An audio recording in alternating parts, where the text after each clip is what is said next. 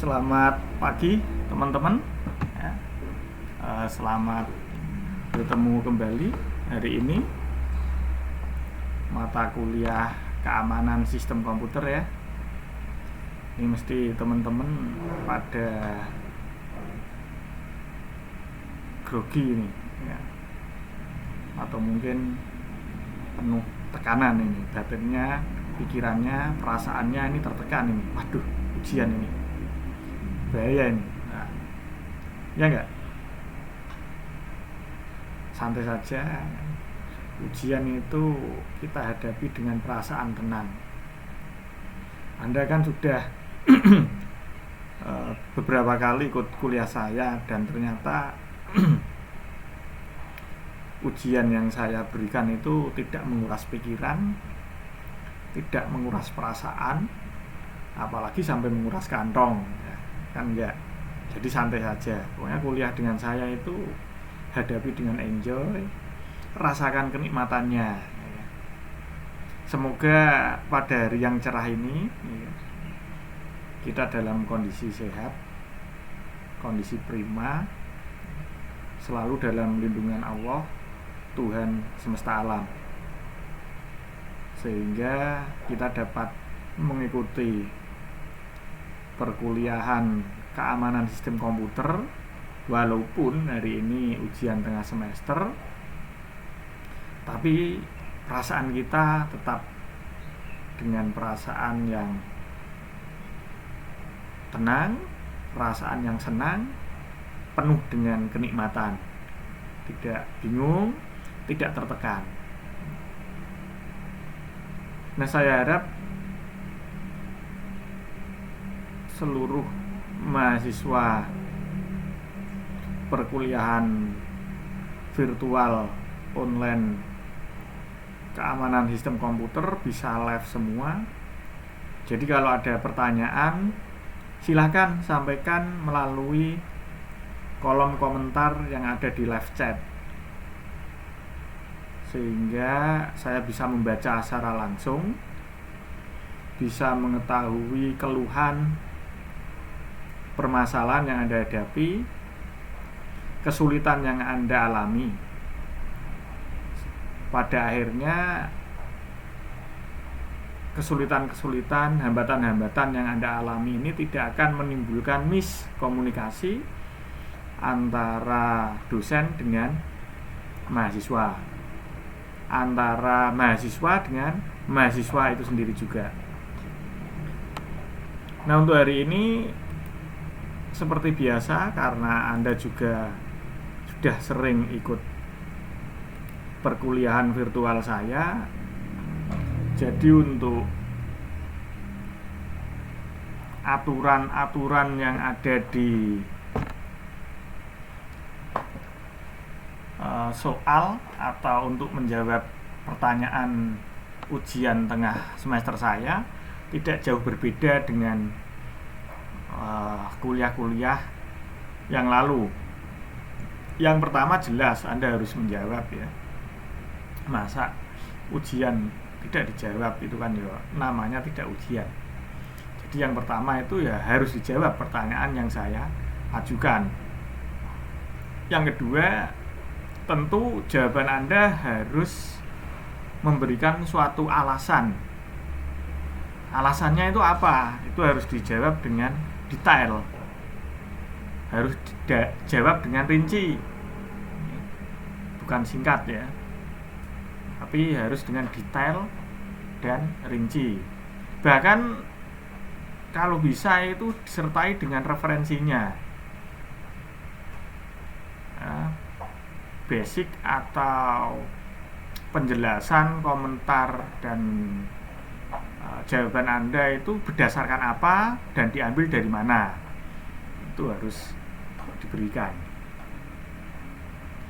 Terus kemudian yang ketiga, jawaban-jawaban yang Anda kemukakan itu diketik ulang dengan baik. Jadi termasuk pertanyaannya juga harus nanti diketik ya.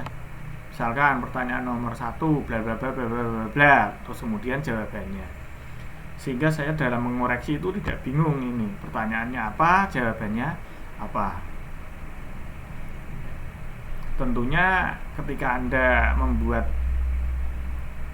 mengetik dan menjawab pertanyaan yang sudah Anda tulis tadi, Anda membuatnya di dokumen atau dalam Microsoft Word atau MS Office, Open Office kalau menggunakan open source.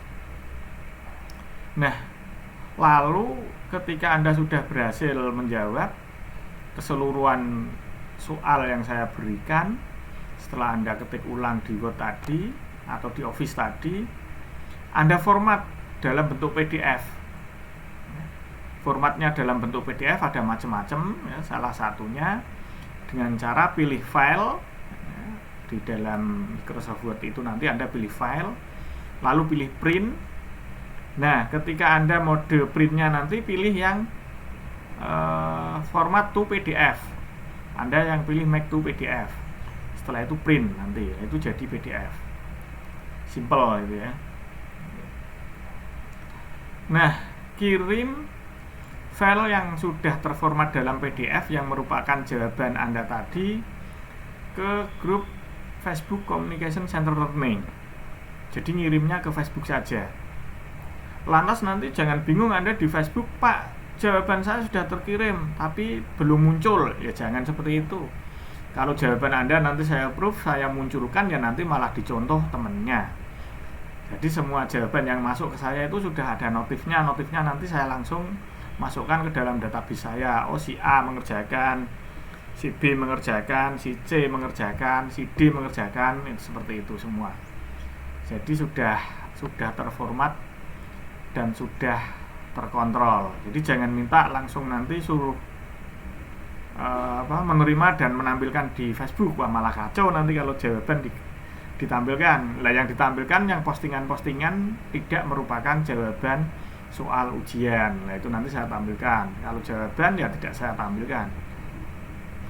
Nah, jawaban yang Anda berikan itu ditunggu paling lambat minggu depan ya, pada hari yang sama, pada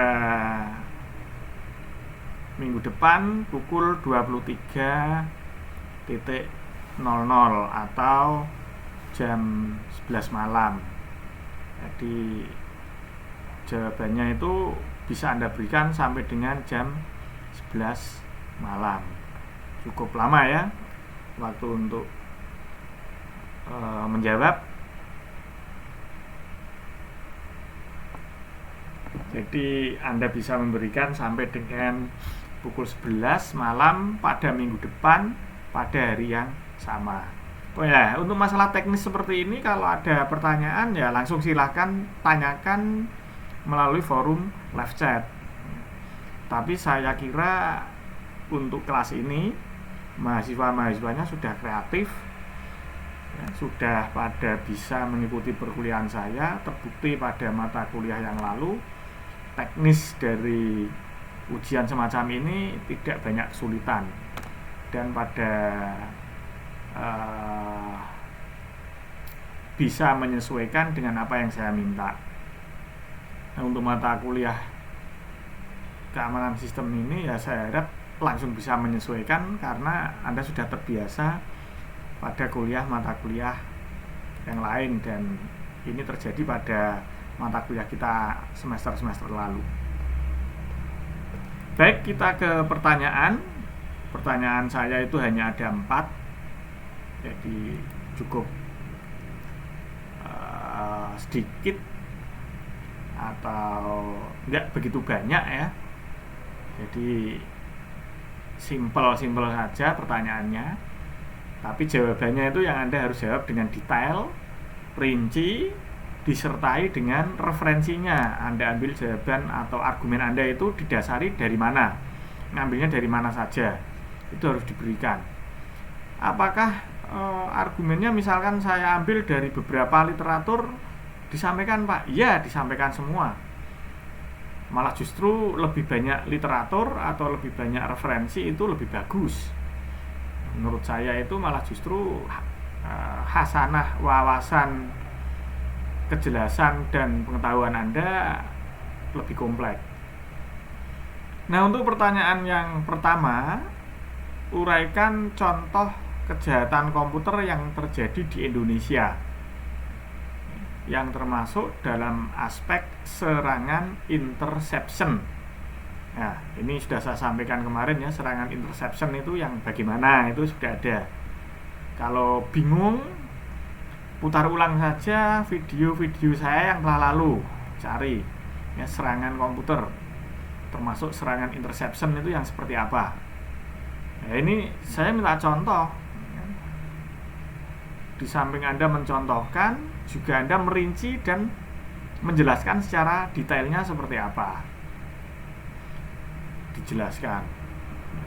Jadi jangan lantas Anda kasih contoh saja, misalkan pertanyaannya, uraikan contoh kejahatan komputer yang terjadi di Indonesia yang termasuk dalam aspek serangan interception. Anda nomor 1, Anda tulis soalnya seperti itu, lalu Anda jawab bawahnya cukup singkat, bla bla bla bla bla bla. Itu saja jangan. Di sini yang saya butuhkan itu analisisnya. Karena kita sudah masuk ke ranah perkuliahan, mahasiswa, akademik, ya yang dibutuhkan analisisnya. Kalau cuman sekedar menjawab bla bla bla bla bla tadi, hanya bla bla bla bla bla bla, itu teknisnya nanti masih kelas sekolah menengah. Ini bukan lagi akademik. Kalau akademik ya yang dibutuhkan penjelasannya ya. Contoh itu pelengkap, jadi penjelasannya itu justru yang penting. Jadi ya harus dijelaskan secara rinci dan detail. Terus soal yang kedua itu tuliskan dan jelaskan 3 bentuk motivasi orang untuk melakukan kejahatan komputer. Nah, orang kok melakukan kejahatan komputer itu maksud tujuannya apa? Motivasinya seperti apa? Cara melakukannya bagaimana? Itu yang harus Anda jelaskan, Anda rinci, disertai dengan referensinya. Bisa dipahami ya? Yang jelas, kalau kurang paham, bisa langsung sampaikan melalui kolom komentar yang ada di live chat. Dan jangan lupa, silakan teman-teman semua presensi melalui sistem yang ada di siakat.staycom.ac.id. Karena presensi melalui sistem tersebut,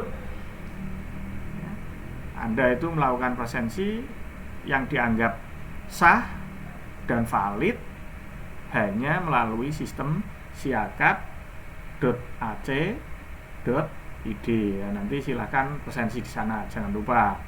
Jangan presensinya di YouTube, hadir Pak, gitu jangan. Ya, melalui sistem siakat aja, tinggalkan jejak di sana.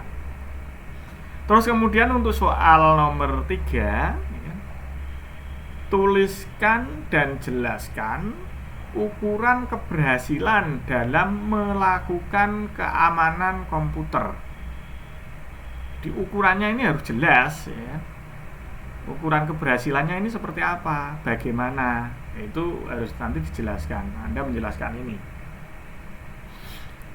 dirinci ya kan? Terus kemudian dikasih sumbernya dari mana saja. Kalau buku ya kasih buku, kalau internet ya tulis dari internet, kalau dari jurnal ya dari jurnal. Nah, sumber itu yang paling valid, bagus dan baik itu dari jurnal. Jadi ranking pertama dalam referensi ya, pustaka yang baik dan diakui secara valid, sah dan benar, itu yang pertama rankingnya itu dimiliki oleh jurnal. Nah, habis jurnal itu nanti ada proceeding. Habis proceeding itu nanti ada buku. Habis buku itu nanti ada koran, majalah ya, dan artikel-artikel yang lain. Nah, yang terakhir baru dari website ya, blog gitu ya, dan lain-lain. Itu urutan-urutannya. Jadi kalau Anda bisa menyajikan referensi atau landasan dasar itu dari jurnal, itu malah justru lebih diakui dan lebih baik daripada Anda menyajikan dalam bentuk buku. Tapi buku juga diperbolehkan, cuman ringnya itu ada di bawah jurnal. Terus kemudian soal yang keempat, sumber daya manusia merupakan faktor utama terjadinya permasalahan tindakan kejahatan komputer. Berikan komentar Anda terkait dengan statement tersebut. Jadi Anda suruh menjelaskan dan memberikan komentar. Komentar Anda itu apa? Saya memberikan sebuah statement tadi. Sumber daya manusia merupakan faktor utama terjadinya permasalahan tindakan kejahatan komputer. Ya, ini Anda harus berargumen ini ya. Argumennya bisa berkonotasi negatif, argumennya bisa berkonotasi positif ya.